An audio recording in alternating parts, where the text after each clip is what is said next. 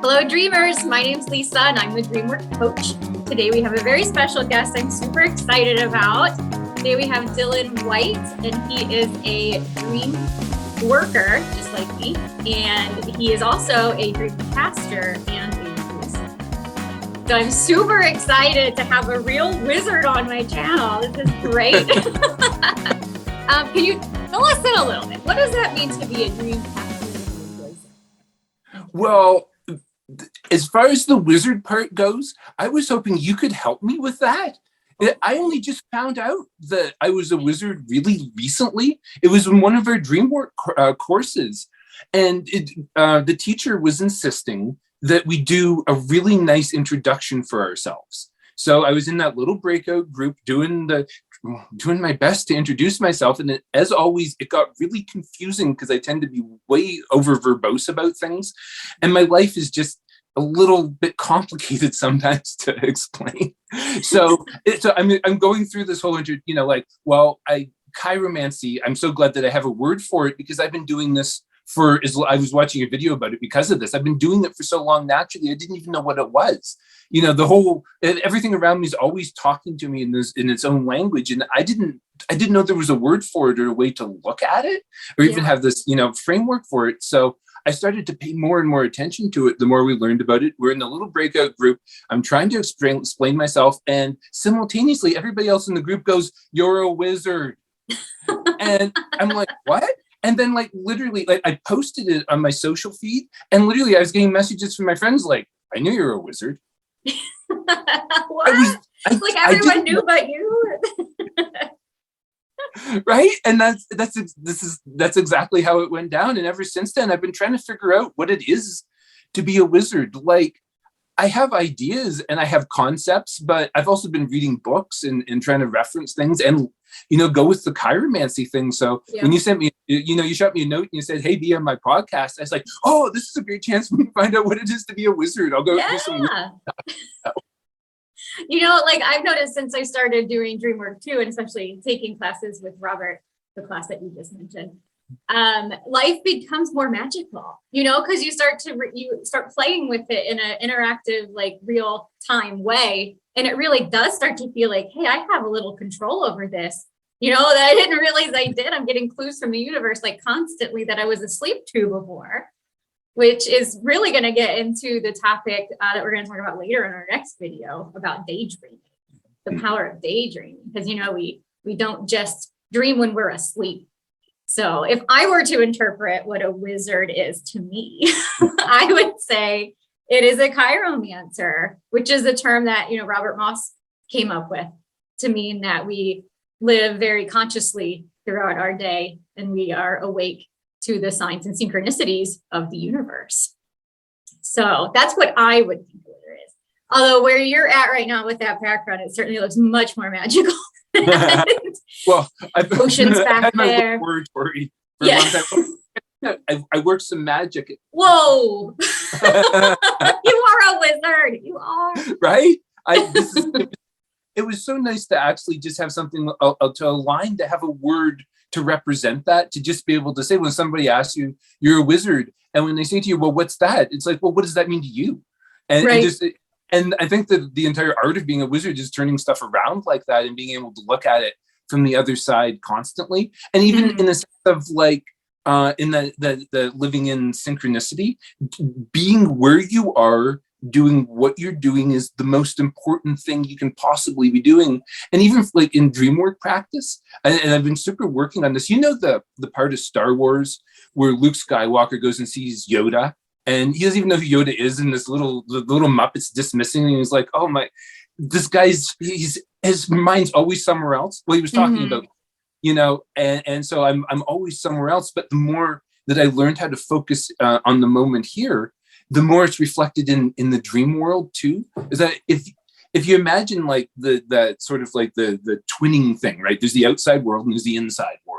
And when we're inside our heads, it's like we're telling ourselves that little story. It's the future, it's the past. We're thinking whatever that is. And when we dream, it's like all of a sudden we're inside that world. We're living in that thing, right? So if we're living in our head all the time and you go to that dream world, Well, the inversion of that is like being in a little cage. And that's probably my analogy for those dreams where it's like you're at the bars and it's like a movie and you can't quite change things. And sometimes that can even be really uncomfortable. And directly, I think it comes from being able to like observe our outside world and be in the moment. So that Kairomancy thing is like almost a necessary practice. You know, you're always going to be misled if you're not in the moment. So this is where I try to act from, being here and now, despite the fact that I spent the last week imagining this moment talking to you. I finally got to the point where I started to tell myself, okay, you know what? Stop giving me spoilers. I know you're looking into the future. I know it's going to rock, but I don't want to know what's going to happen yet. I don't want to be thinking this stuff out because that's going to really spoil the magic of just being here and now and having whatever the conversation is. Because I could go to my library. That is so magical when you move. I could go to my library and I could grab out any story or any book, and it would just be that pre-written thing with the I'm tripping over my own words because I have some or programs or anything that, like, okay, I love books and I like being carried off in the imagination, but for something like this, I want it to be live and authentic. I don't want it to be a story that I thought out beforehand. I want to see what comes out of our conversation. And where it goes. If I'm going to find out what it is to really be a wizard and to live in the moment, I can only find it in the moment by being a wizard. I'm not going to find it in a book on wizardology. That's so true. That's so true. Excellent. And there's something to be said about that. You know, when you're looking forward to something in anticipation, just that feeling alone, you know, if you can get out of your head and stop trying to change it in some way or stress out and like try to control it, if you can just live with that anticipation and excitement, like that can create magic too. Just that feeling of looking forward to something and being excited. Yeah, there's that, and that's a super lesson, like surrendering in dreams, like over and over. This has been something that's come up for me, whether it's like I went through a point where I had a lot of sleep paralysis until I learned how to just surrender, and it doesn't really happen anymore. And at times I used to have nightmares, which is a dream I'd say that was out of control. A nighttime dream that's out of control is a nightmare. And when I started to surrender to those, magical things started to happen. And when I started to surrender to my life in the outside world, magical things started to happen. So it's like, okay, I'm not going to honk my horn and yell because the light just turned red. I'm going to, okay, I don't have a guardian angel on my shoulder who's directly telling me, I did this for your benefit because you don't know this, but 3 blocks up, there's going to be an accident. And by just holding here for a second, you're going to be able to get to where you need to get to on the time you need to get there. The aggravation of this moment is actually what's leading to that. And even if that's just a story that I'm telling myself, it's a lot better for me than just being angry at a red light or the car that's turning in front of me or whatever it is. It's just a smoother course through life to find a way to accept what's happening. And that's what I would call surrendering to it. I can relate to that, what you just said 100%. I used to be, and probably people won't believe this, but I used to be a little more high strung. And people who know me and who know me forever would disagree with me. But in my head, I would overthink things and get more stressed out. Like, oh my God, I'm running late, this, that, whatever. And now that I've kind of learned to just calm down and realize, things just are going to happen and, they happen as they're meant to happen. I don't stress anymore either. And I've noticed and witnessed like how getting slowed down really does change things for my own good, for my own benefit. So if you stop fighting those, angels we can't see on our shoulder, if you stop fighting them, they just let them do their thing, then we all become a little bit more wizard-like, right? Yeah.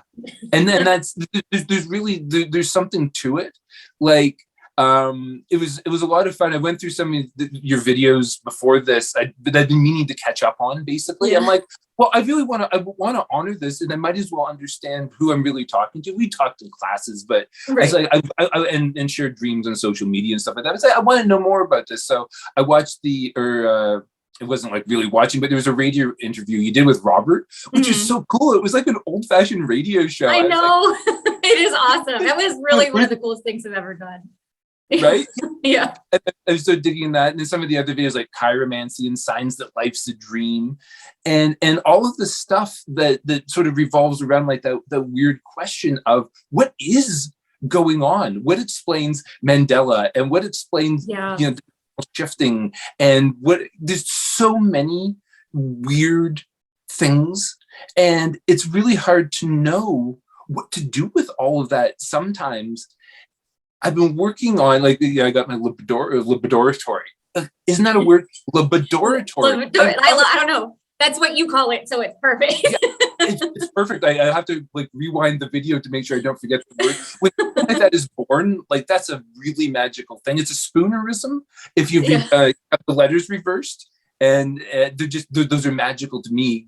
I'm also really easily amused by puns. Like if you want to distract me, just say something that's a pun, and okay, it might have to be a simple one. If it's too complex, I'll probably go for You would get along with my mom really well. She loves puns. Oh my goodness. Loves puns and dad jokes. Oh, there you go. So that was so okay. So what was I talking about? Oh yeah, so the working in the lab. I'll call it a lab so I can pronounce it at the moment and not get lost. Okay.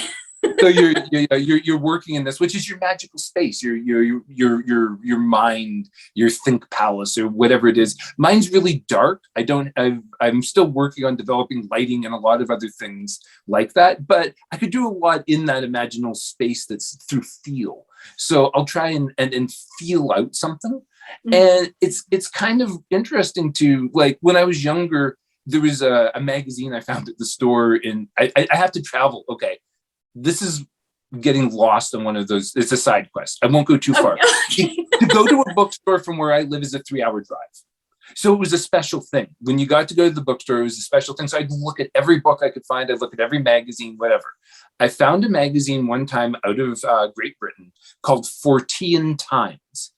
And I didn't know what a Fortean was, but it promised some sort of thing about a strange bevy of things like Loch Ness monsters, UFOs, but then also something about psychology and Jung or something like that. And I'm like, well, that's a strange collection of stuff. Picked up the magazine, read the description of what a Fortean was. And basically it was just this named after a dude named Charles Fort that at one time collected newspaper articles about weird shit. Okay. And his entire point was to never judge it, to never write it off. It's like, okay, there's something like, we don't know what's going on, but every now and again a UFO pops up or a ghost pops up or just something else strange. Mm-hmm. And so he collected it, and this became a tradition, and it became this magazine, and it became kind of like one of those lenses that you could sort of perceive reality through, which is accepting the strangeness without judgment. So I liked that when I was younger. Mm-hmm. But as I got more, as I got more curious about all this, and I had more dream experiences, and reality started to, become more magical. I wanted to know more about it. So I'm working on this theory in the lab about how we, as consciousness are constantly creating a reality. This is something that you hear repeated, and it doesn't matter. This is something that really got me, because I would do research across the board. I'd go to psychology, and then I'd be into magic, then I'd be into quantum physics, and then I'd be off into something else. And I find that the stories, to me, were all interconnected. I'm like, there's something here. They're all talking about this. If it's an old fairy tale talking about another world, if it's Peter Pan and Neverland, if it's just the Walt Disney philosophy of finding yourself or whatever that is, like it speaks of something. Like there's something to that common mythology. And what is that? Mm-hmm. And what it is we live in a dualistic world, but we don't really admit that or really understand what it means to be consciously creating our world. Like there's a solid thing. Like I'm not going to pick it up. I'll use my keyboard as an example. This is okay. You're going for the my lab is weird. This is solid. I promise on my side, this is a solid thing, right? Yeah. But it's also an ephemeral concept. So it's not like you're talking anything hocus pocus or spooky, But then there's a reflection in how our reality works. Like there's a solid reality here, but there's also an ephemeral reality. And we're not one or the other. We're a combination of both. This one reflects on that one, and that one reflects on this one. And one doesn't really exist without the other. I had a dream about this. This is okay. You talked about one of the things you mentioned, and I'm talking way too much right now. One of the things you mentioned in the list of things to talk about was a big dream. And yeah, so, let's hear your big dream, your biggest dream. Okay, so here's a dream, and it helped illustrate the concept for this. It's a dream with a preamble, and this is an example of a time when I've actually successfully used a dream incubation. Great. So, first dream I had, pretty simple. I wake up in the studio, I look out, and there's this huge squirrel jumping around. I think it's the one from Norse mythology, and I can't pronounce the name. It's like or something like that. The messenger squirrel that goes up and down the Ysidril, the tree of the universe, right? And I'm like, oh, that's interesting. So I go out on the little deck and I look over, and I have this magical tree in the yard beside my studio. That's like the gateway between worlds. And all of a sudden there's a bunch of wizards riding out of this magical tree. Now, you might think at this point, I would have assumed I was a wizard too, but I didn't. I was just like, oh, it's interesting. There's a bunch of wizards showing up. It is interesting. Yeah. They're trying to clue you in, and you're not paying attention. Clue me in, right? Yeah.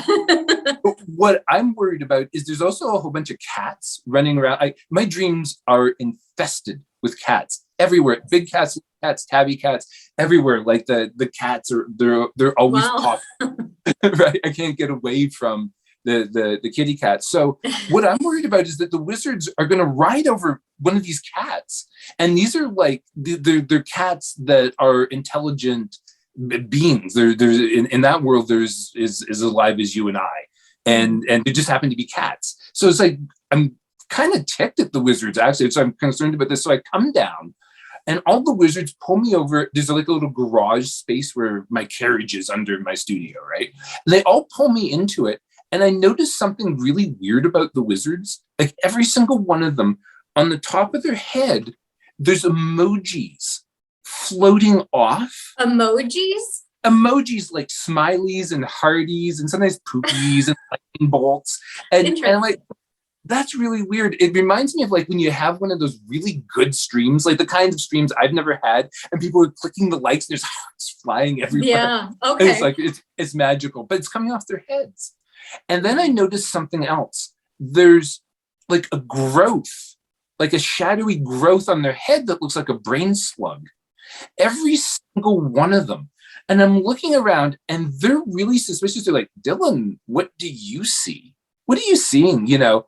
And I'm like, this is strange. And then one of them that looks kind of like a familiar librarian from one of the towns here shuffles me off into the basement of the of my studio. It's like a wood room where you store fuel, and it's really dank and dirty at this point. That's like kind of strange. And where there'd normally be a normal window pane, there's kind of like some like stapled up mylar or something. And like, this is kind of bizarre. And then I wake up. Okay. And I'm lost. Like this one's really strange, but it was really clear too. It was like a really like I was there type of thing.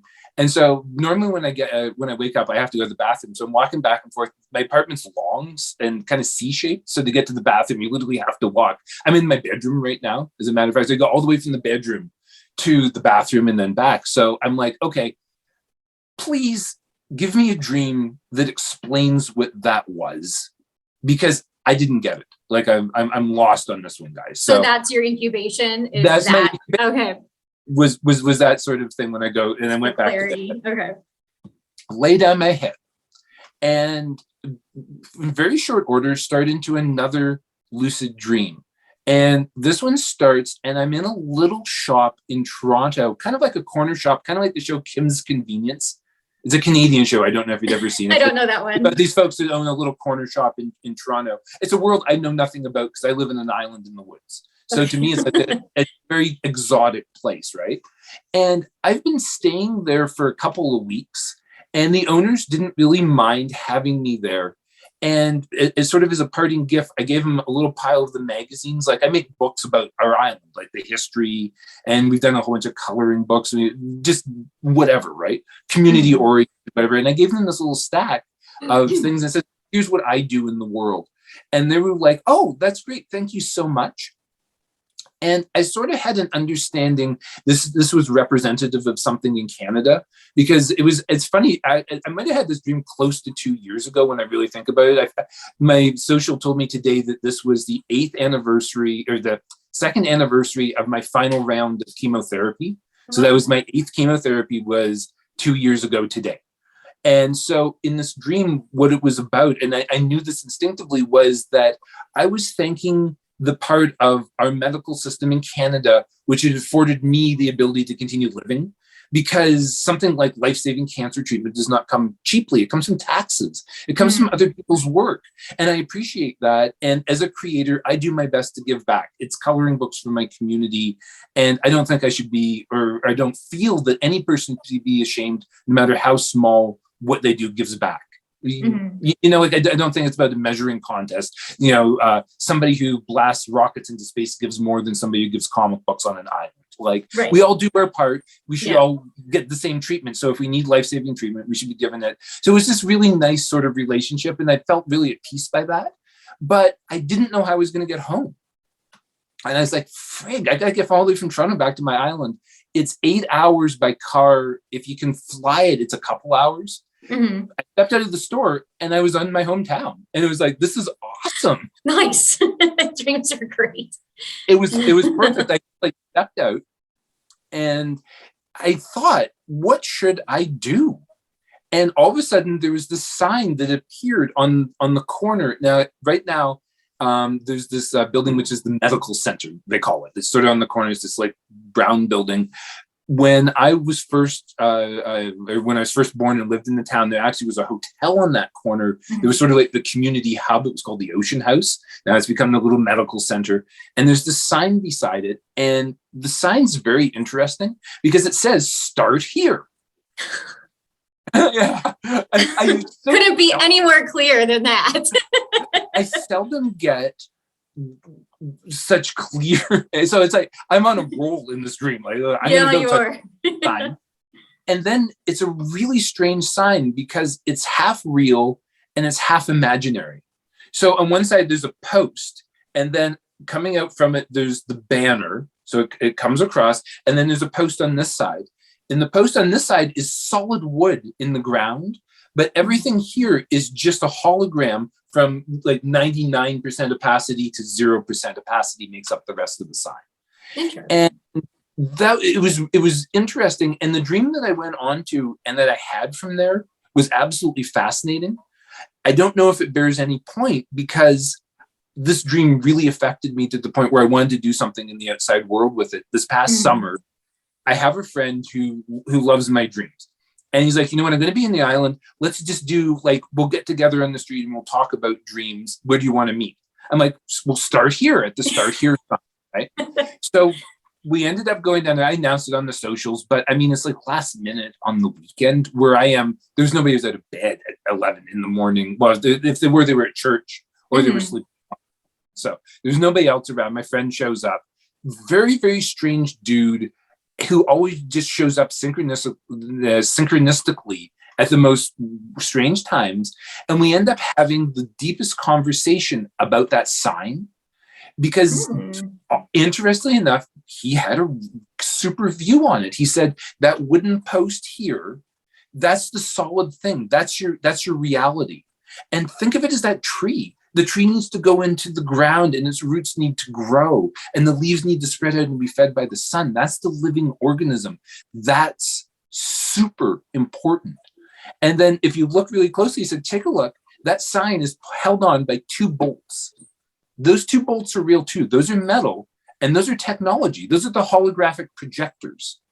And they're projecting the rest of the sign out from that point. And that's the imaginal realm. And the place that you're standing at that sign is with 1 foot in the real world and 1 foot in the imaginary world. And that's what it is. That's where we are.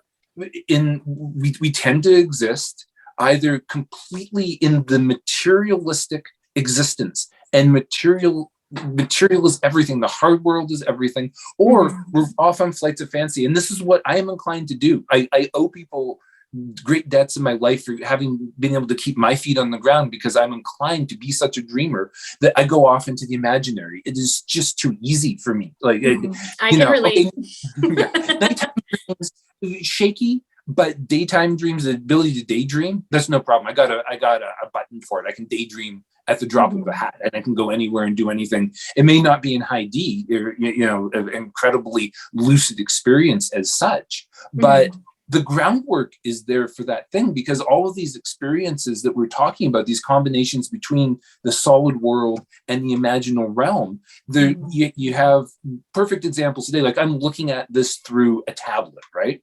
I could also be using this tablet to play Pokemon Go. I'm literally using a device, a small piece of technology, to look into an alternate dimension. And theoretically, if that was connected to the internet, then that's almost infinite alternate dimensions can be viewed through this little screen just for where I am. That throws the way we look at the multiverse, like it adds another component to it that we normally don't even look at, Mostly like, well, how can we combine it and turn it into the capitalist dream? And it's like, I think it might be much deeper than that. When you look at lucid dreaming, where is the line that crosses with immersive technology, like VR of today? Those meet somewhere in the middle. The AIs and the intelligence behind dreams, that thing that can answer your requests if you can talk to it in the language that it understands and communicate back to you in a way that's beyond language.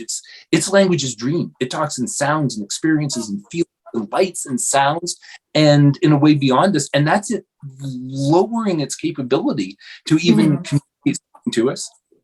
So anyways, this started, remember I was telling you that this all comes back to the number 8, because that's been huge. Oh yeah. That little infinite thing. So my connection back to the infinite thing. The majority of the time, it's very easy for us to be caught in the hard material world. And we forget that the imaginal exists, but the two of them are half and half. And they cross over all the time. And it's a shift, and it's and it's liminal space. But what's different about that? Where do these other phenomenons come from? Like what is astral travel? What is seeing auras? Okay. So imagine that I'll use me as an example. I have eyes, and I have a nose, and I have a mouth, and I have ears, and I have a sense of touch. And that represents this much bandwidth of this much spectrum of information that I am being exposed to on a constant level through what we call existence. We'll call it existence. So essentially, in order to even keep my sanity, there's this other part of me which filters that wide spectrum and gives me this to create my reality out of. Now, depending on who you are and your experience, maybe that gap's a little wider. You get a little bit more lucid dreams, or you get a little bit of a mind palace, or you get a little bit of astral travel, or you get a little bit of sensing auras, or whatever it is. It's unique to you. It's in your language, so it's very hard to communicate.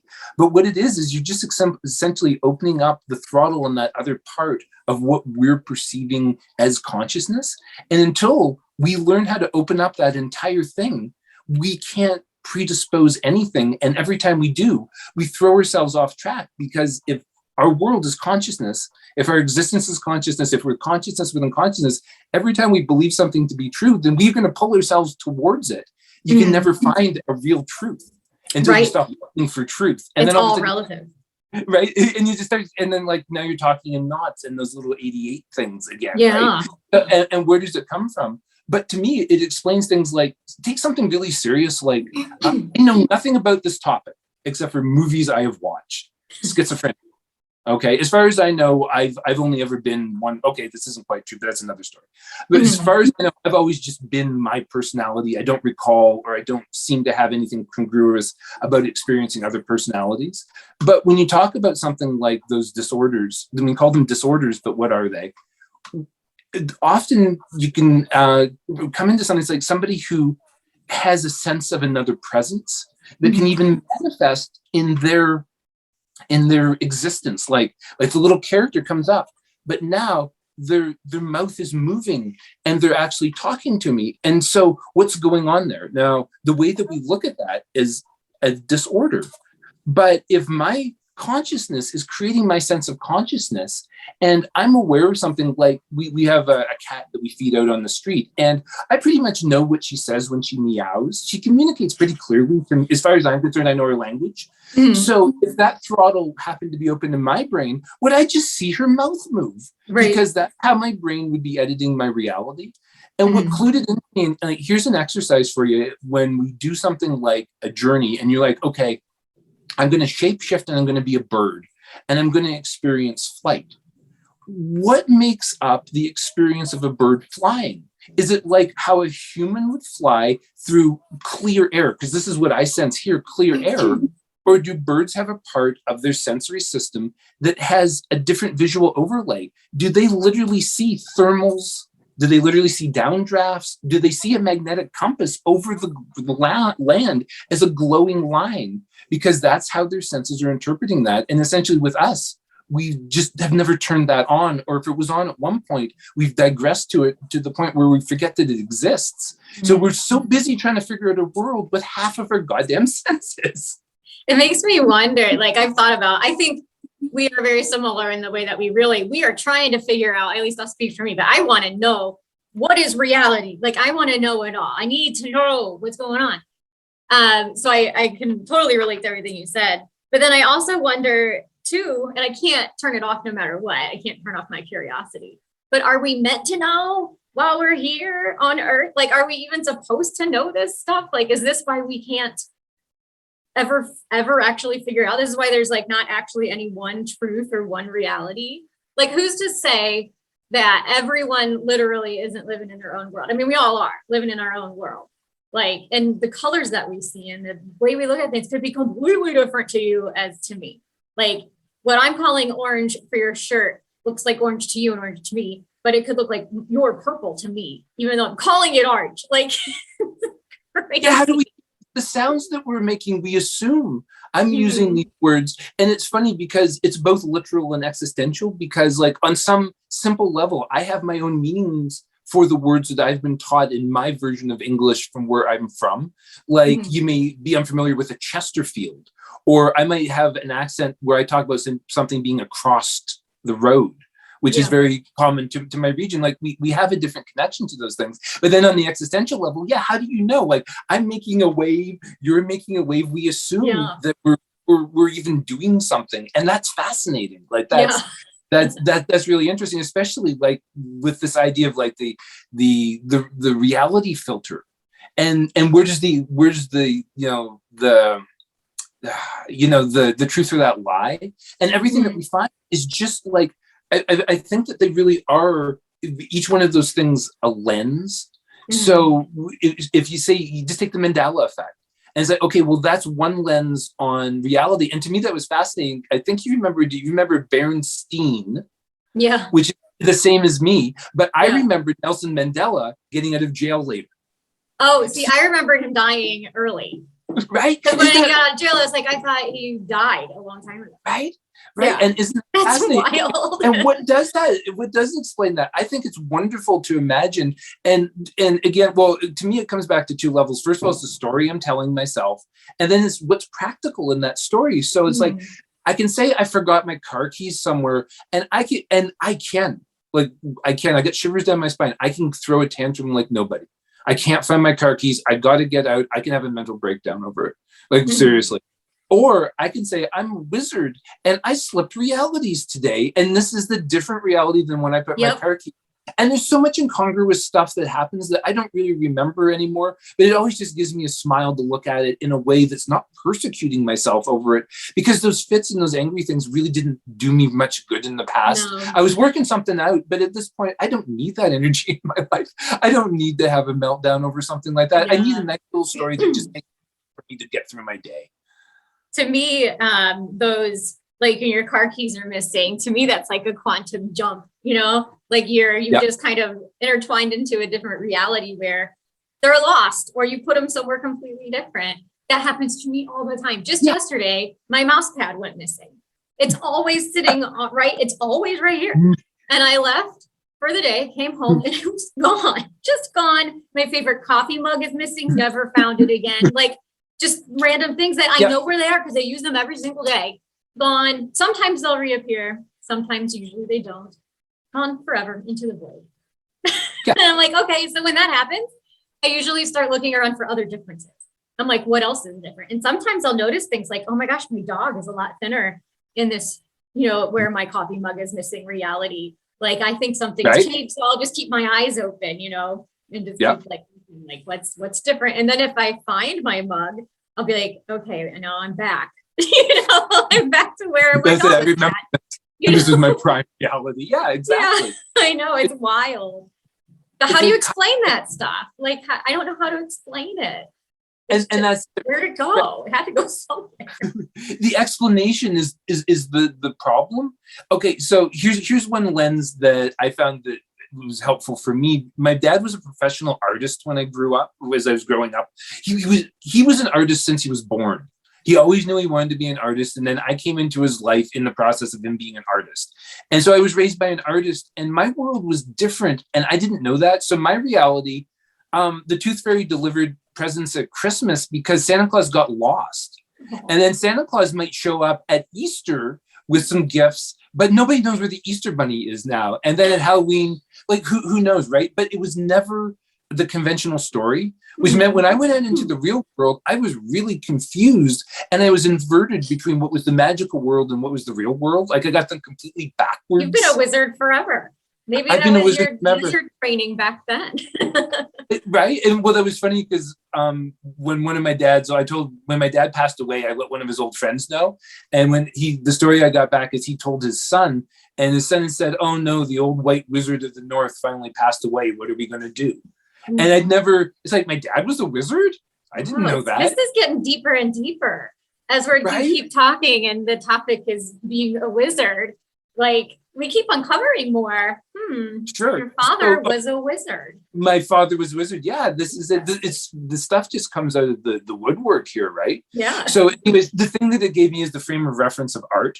I can't not be a creator. And this is something that's really nice in doing like the type of dream work that I've been doing. Like, I just make images and tell stories and share them. And that's been a really neat way to honor dreams, is to at least, because then I'm honoring myself and my creativity as well.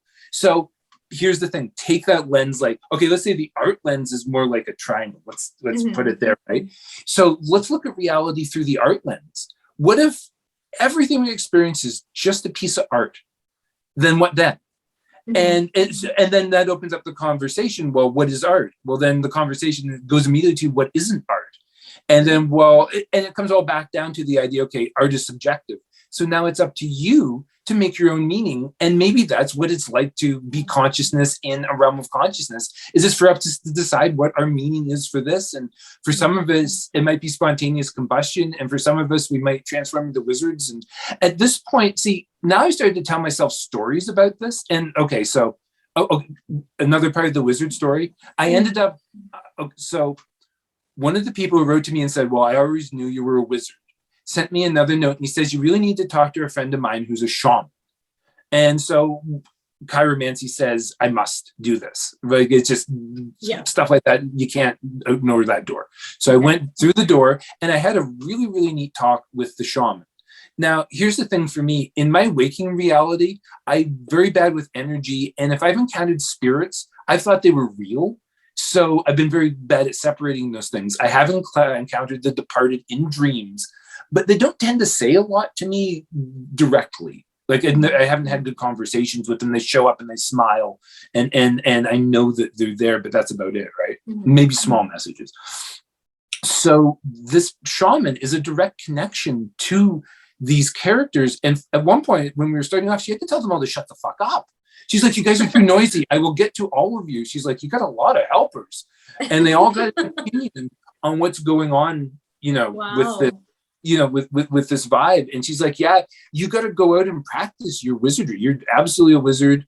And that means doing stuff, which is terrifying for me. But what I've been preparing to do, like, okay, the classes that we've been taking have been neat in terms of a toolkit and a way to address dreams. Like lightning Dreamwork has been a godsend for the word that comes to my mind, right? And it's such a tool. It's like Zeus gives you a way to relate to your dreams. But the thing that it really helped me to do was to actually get out and have a conversation on video like this, and to talk and to communicate and be part of the community. And that's where actually one of your other questions, like, where did my dream work come from? I've been a lifelong dreamer, and I've always shared my dreams. My dad was always amused by my dreams. And my wife finally got to the point where you just be quiet in the morning. If you really want to do something with your dreams, go out and be part of a community. I was so resistant to what she was telling me that I knew I had to do it. And so I turned my brain around and I went out and I did something that I hadn't done. I joined an online class. I'd resisted for so long. Mostly what I would do is go to free classes and glean what I could off of them, because there's lots of really good stuff you can get in free classes, no doubt about it. But to actually sit down and invest in an actual class was a big thing for me. And then, holy crap, you had to talk in class, and you would not believe my heart, like literally, if I had something to say in one of those classes. And I guess what it was is I had to recognize how much it was exciting me to go out and have these communications. And then, to turn it back around and now say, like, what I'm basically contemplating at this point is like consult a wizard, or finding a way to say, hey, you want to go on and talk to Dylon? He'll have hours, a long time, 45-minute with a little bit of extra space. I'll talk to you for 45 minutes about being a wizard. And hopefully I'm going to learn something about being a wizard by that. I love it. And seriously, that's what the shaman was doing. You got to do that. You got to go out and consult a wizard. Yeah, consult a wizard. And yeah. And so I've been working on embracing this, but a lot of it is admitting like that I know nothing. And that's really difficult. Well, I've mentioned a bit about, like, I went through a whole cancer journey. Basically, I died and came back from the dead. Essentially, I had a lump in my chest. There's like an aorta, like it's about yay big, and that's where all the blood goes in and out of your heart. And the tumor had pulled it down. So in the final picture I had, it was about like that. My gosh. So I didn't understand what acute care meant until they were sort of explaining this to me, because I thought I was fine, except for my lungs had been giving me problems. I couldn't breathe very well. It turns out one of my lungs was completely collapsed and full of fluid, and this thing was crushing my heart. And I didn't, so I don't know. The shaman says I crossed over to the other side. I don't know anything about that. I didn't remember it. All I remember is a doctor looking me in the eye and saying, well, you have this massive inoperable tumor in your chest. And I was like, I am so glad to finally know that. Thanks for telling me. That must have been really difficult. And he looked at me really cockeyed. He's like, you're worried about me? Telling you this news? Like, who are you? Right? I'm a wizard, but I don't know it. Yeah. But the whole experience of going through treatment was essentially, before that, I call it as an IT samurai.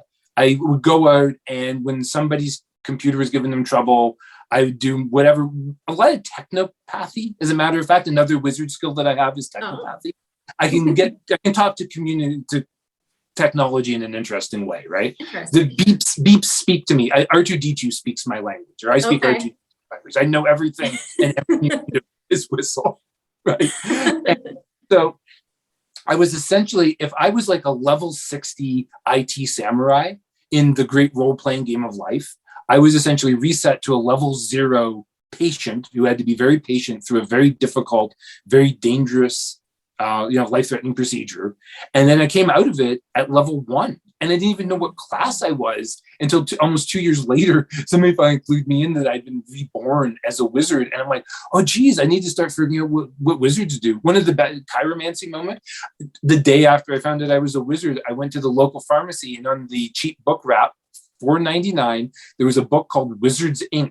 And it's like an anthology of 13 stories about how wizards make a living. Wow. And I'm like, well, I had to buy that because, like, obviously, like, I meant to find out how wizards make a living. Like, and then I reframed a lot for myself. Like, if you think about, or if I think about things that I've done, I've helped clients make books, or sometimes I act as an artist for somebody. And essentially, I'm a dream doula or a midwife for somebody else's imagination. I have one wonderful client, and generally they'll send me a written description, sometimes a sketch, and they don't normally, sometimes a deadline, but don't normally mind if I take my time to turn it into a beautiful piece of digital art for them.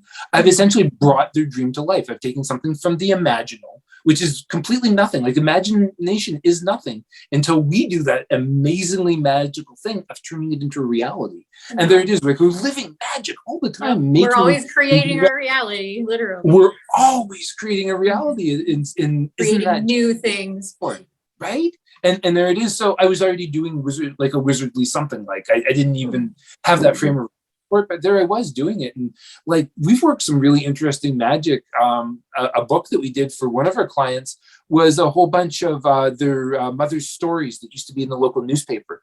And all she had was the newspaper clippings. So we typed them all, like scanned them, typed them all in, formatted them into a beautiful book. I ended up taking the cover of the photo as a specific tea set.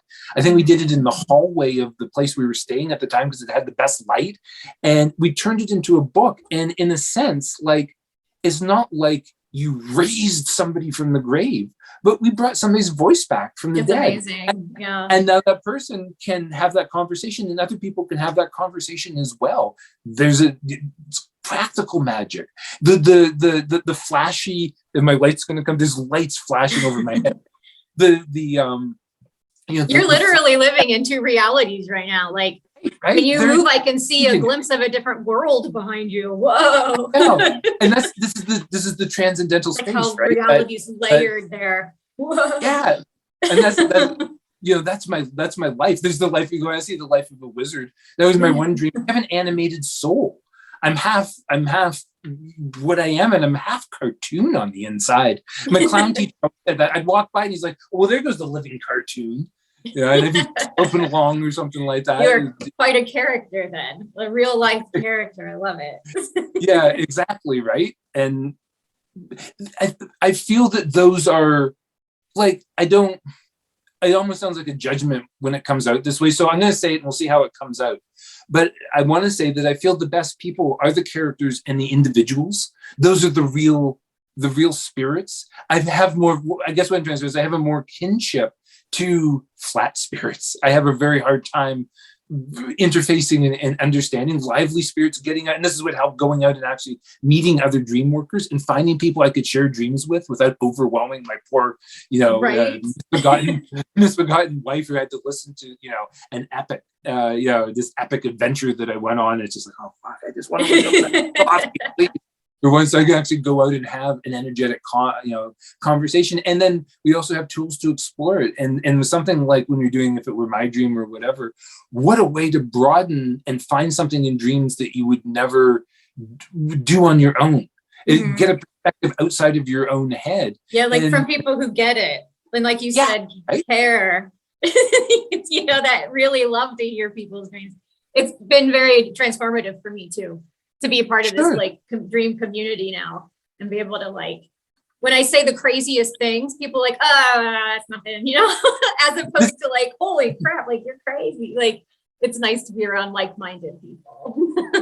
Yeah, right. You can feel accepted and you can talk about those crazy things. And I noticed that in the breakout rooms, everybody would be feeling each other out at first. It's okay to talk about certain things or to look at a bigger picture or to even say something like magic is real. If you're solidly on the materialist side of the fence, and I guess what I'm arguing for is having a foot in each world. So if you're solidly in the materialist side, that's a really cold, hard, harsh place to be stuck. And I dig that because I've been there and I've done that to myself for a long time. Even though I was an imaginative person, even though I was a wizard in training, I have been stuck in that hard reality in many, many ways, but it's not the absolute everything. There is that sort of balance to it. And at the end, it doesn't matter if you go to the extent of science or to the extent of belief or the extent of philosophy, the place you end up looking is back inside yourself. Always, as far as we could ever go. And this is one little science fact. There's something that happens in computers, technology again, called bit flips. And they happen when a random cosmic ray, which is a high energy particle, hits a piece of technology and an electron in just such a way that it turns a 0 to a 1 or a 1 to a 0. And that'll affect something that you're doing. And they've been documented. There's a really neat video about, I think Veritasium did this, right? But the thing that they explained is when we're on Earth, this only happens very rarely. And that's why we can have technology. If you go outside of our planet the increase in the amount of cosmic rays is exponential. That's why they have to have like 27 very old, reliable computers to fly a space shuttle, is because they know that many of them are going to get affected by this phenomenon, right? But our sun is actually protecting us from the real cosmic rays of deep space. So if you slip outside that big envelope, which is our solar disk, the amount of what you could just call entropy at that point, the amount of energetic particles would tear just about anything apart. So all these fanciful dreams about getting off of our planet, colonizing other worlds, I love them. I really do. I love science fiction.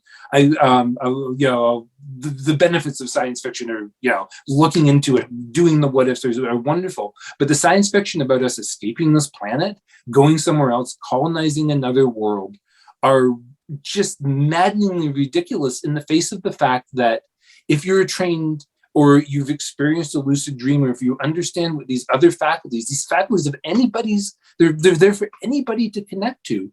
You can go to the other side of the galaxy, and not only that, you can actually talk to anybody you want to talk to, any UFO, any extraterrestrial, anybody living or dead, anybody from the future, anything exists in that realm of imagination. And that's the other side of it, right? If we live in a dynamic 5-dimensional world that contains what we call time.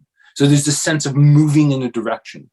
And the reflection of that is what we call quantum, the thing that we can't perceive, that thing outside of our perception, as just 3-dimensional space. It's just space. It's just potential. Then you can do really incredible things. Like you can travel from one point to another instantly. That's quantum entanglement. There it is. It happens on that level because of that space. And that's what contains us. If you imagine we're 5 dimensions, that other space is 3 dimensions, you get a total of 8 dimensions as that little system that's going back and forth, that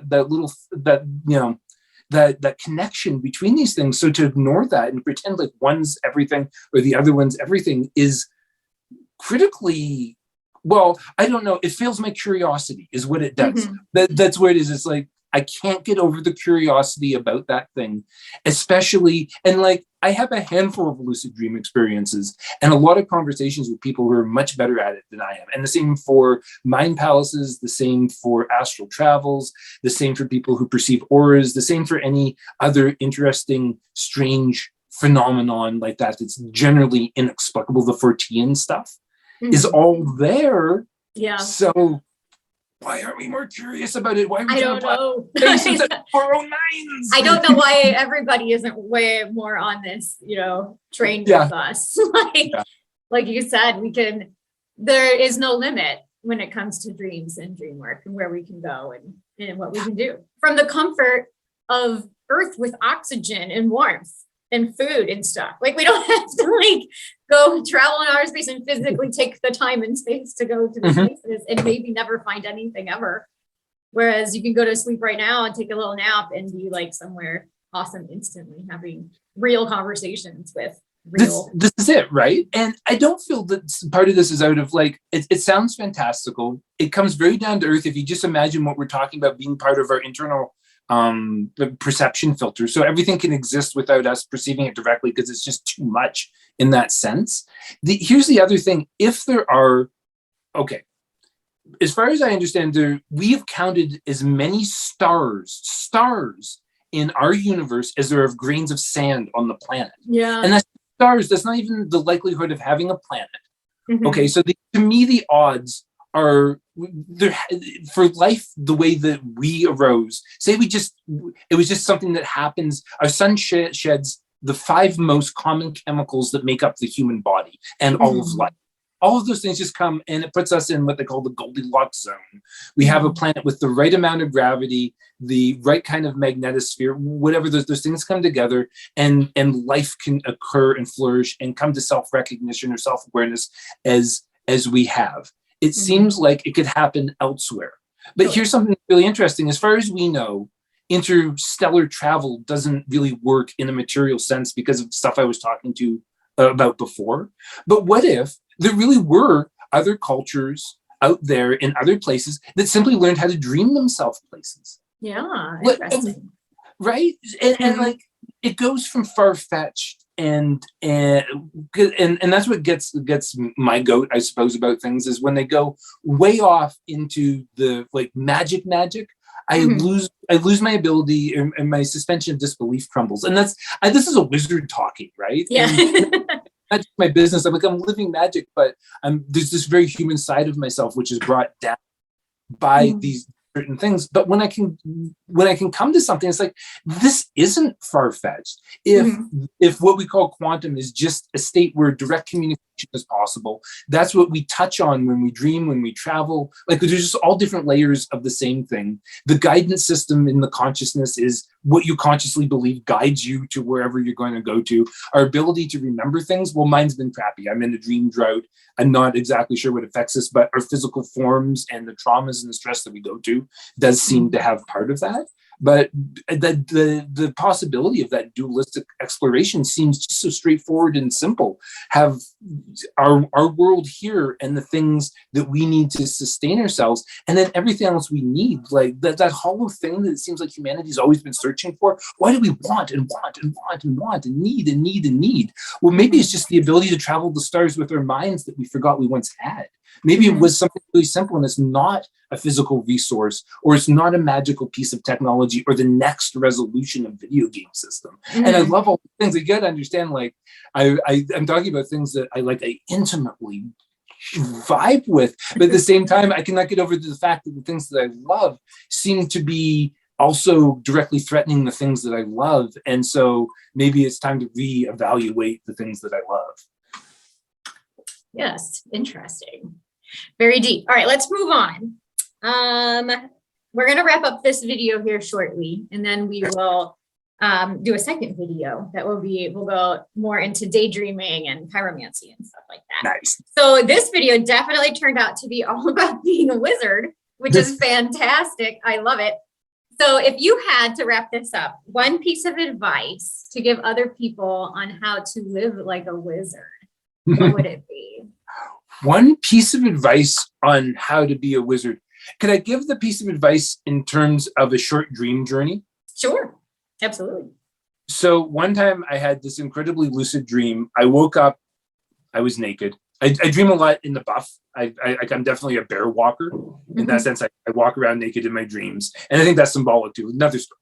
So I wake up on the street in my hometown. It's nighttime and everything seems really quiet. And it's nice. It feels good. And I know something implicitly. I am magic. I am magic. And I'm like, what am I going to do with magic? I'm going to shoot lightning bolts out of my fingertips. That's got to be the most magical thing I could think of. So now, what happened, I was completely unexpected for, because there was no lightning coming out of my fingertips. Instead, my entire body was energized, like healing, like stories I've heard about healing and like remarkable healing, like every ache and pain, every hurt, everything felt better. And it was almost like the energy was a little sexually tinged. Like that's how good and attractive and wonderful it felt. And then I stopped. I was like, whoa, I'm completely recharged. What am I going to do next? I'm going to go fly somewhere. And I just flew off into the sky and the dream ended. Awesome. So what's the piece of advice? The thing is that this is a journey that anyone can go on. We've learned this as dream teachers. When you share a dream, anybody can go on the dream. So my invitation is to go into the dream, to know you are magic. You are magic. You are magic. And if you're skeptic, if the circle's not been opened, if your skeptics whispering in your ear and ruining and collapsing your magic, then just here's my simple breakdown of it. I'll go back to science fiction. I think it was Arthur C. Clarke who said something like, any technology of sufficient sophistication is indistinguishable from magic. All right. Now, when I think about that, I can't explain the technology that allows me to exist. And as far as I know, the last time that I checked a scientific journal or I checked the annals of philosophy or belief or anything, no one else ever has either. So we're magic. What allows us to exist for us, that thing, we don't know what that technology is. It's magic. So I'm not, when I say you are magic, I'm not full of woo-woo, wizardly, self-proclaimed BS. This is like, I don't know how to get out of the fact. Like, if somebody has a solution, like, leave it in the comments. This will be fun. Leave me a solution in the comments that proves reality as a whole and constant in such a way that both sides of our world, the materialism and the ephemeralism, come together and join. And I would be happy to come across it, but until that happens, we're magic. Yes. We are magic. We are magic. That's magic. We are magic. We're magic. I love it. Okay, so as we're signing off here, do you want to tell people how they can find you and get in touch with you or follow you on? Oh yeah, that makes an absolute the total amount of sense. I go by the handle @GrumbleDude. Okay. And I don't know what it is, but every time I say it, it sounds like I'm slurring it. So it's like grumble, like let's get ready to grumble, because I like to grumble. And dude. I will put it on the screen. I'll type Excellent. it out. And that's on Instagram or like you'd find me on Instagram, Twitter. You'd probably find me on Facebook. Every time I go to another platform to see what it's like, usually the handle's open. And so I'll use it. I'm a meme center. I'm on Clubhouse now. We've been doing Dreamcasts on Clubhouse with a couple other folks. We have a Dreamology Clubhouse, basically. And then on places like Instagram and Twitter and Facebook, I do my daily Dreamcast, where I choose like a dream snippet and I try my best to illustrate it for the day. Depends on how busy I am, but I like bringing a dream to life every day if I can. So you can sort of follow along. So definitely follow Dylon because his artwork is awesome. And Thank the you. Clubhouse, I listened to your Clubhouse. I think I have a few to catch up on, but it's you and is it Bonnie Lee? Is that her last name? Bonnie Lee and Pamela Means.